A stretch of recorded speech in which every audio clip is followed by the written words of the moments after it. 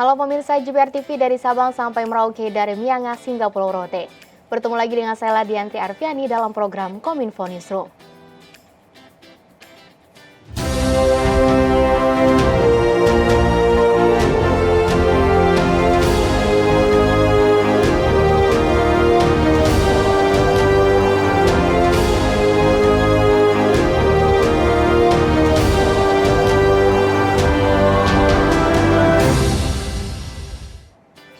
Mengawali informasi pertama pemirsa, Kementerian Komunikasi dan Informatika mengajak Humas pemerintah untuk belanja dan memasang iklan di platform digital media lokal.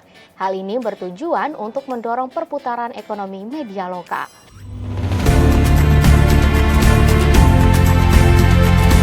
Direktur Jenderal Informasi dan Komunikasi Publik Kementerian Kominfo Usman Kansong dalam acara bimbingan teknis pengelola media sosial pemerintah mengajak Humas pemerintah baik di kementerian, lembaga maupun pemerintah daerah untuk melakukan belanja iklan di platform digital media lokal yang dimiliki perusahaan Indonesia guna menggerakkan ekonomi nasional.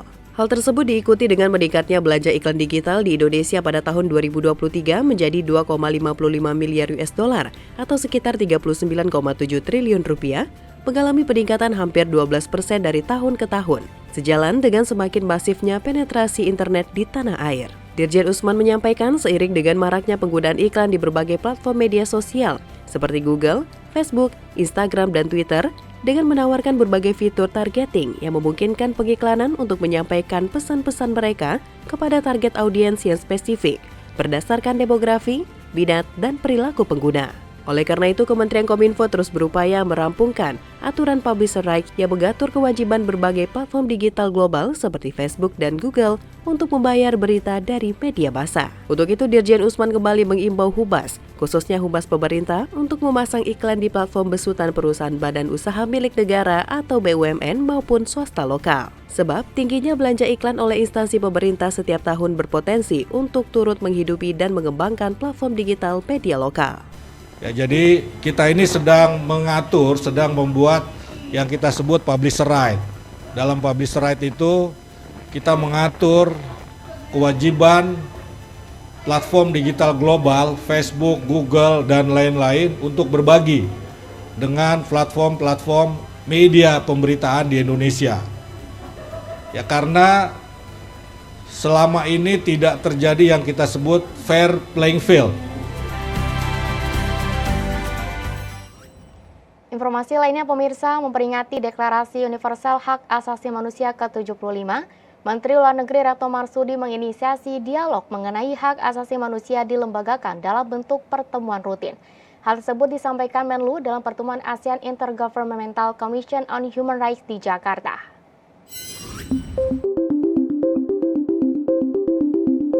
Isu hak asasi manusia menjadi salah satu diskusi utama dalam pertemuan ASEAN Ministerial Meeting. Indonesia sebagai Ketua ASEAN 2023 akan terus mengawal dan memprioritaskan kemajuan-kemajuan yang telah dicapai di bidang HAM. Salah satu contohnya melalui ASEAN Human Rights Dialogue. Ditemui usai mengikuti pertemuan antar komisi pemerintah ASEAN untuk hak asasi manusia di Jakarta, Menteri Luar Negeri Retno Marsudi menyebut perbedaan di antara anggota ASEAN seharusnya tidak menjadi alasan untuk meninggalkan masalah HAM yang mendesak di Asia Tenggara. Satu hal yang dapat saya sampaikan adalah usulan Indonesia agar dialog human rights, dialog mengenai hak asasi manusia di dalam konteks ASEAN ini dilembagakan. Jadi akan ada pertemuan rutin, ada interface dengan kita, para menteri luar negeri, dan dalam pertemuan tadi ide tersebut secara prinsip diterima dengan baik. Di tengah krisis yang semakin besar dan persaingan yang memperburuk tantangan HAM secara global, Retno berharap ASEAN bisa memberikan contoh nilai-nilainya secara global dalam memprioritaskan keterlibatan yang konstruktif dibandingkan saling menuding. Menlu juga menekankan perlunya kesatuan negara-negara ASEAN untuk menolak standar ganda dan politisasi isu HAM, serta mendorong ASEAN terus berkomitmen menyelesaikan berbagai isu HAM di kawasan.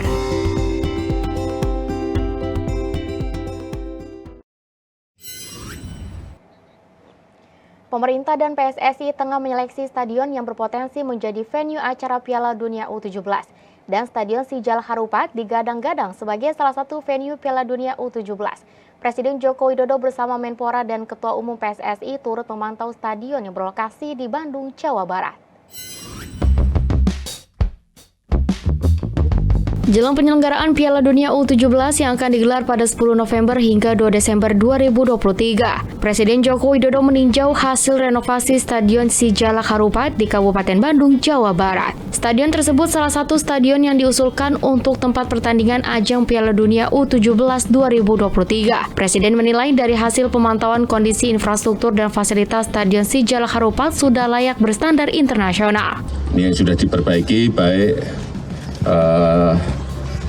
seatnya, kemudian rumputnya,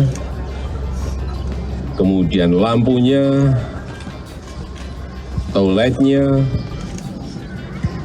tempat ganti pakaian, akses keluar masuk stadion maupun keluar masuk Jalak Harupat, semuanya detail dilakukan oleh Kementerian PUPR.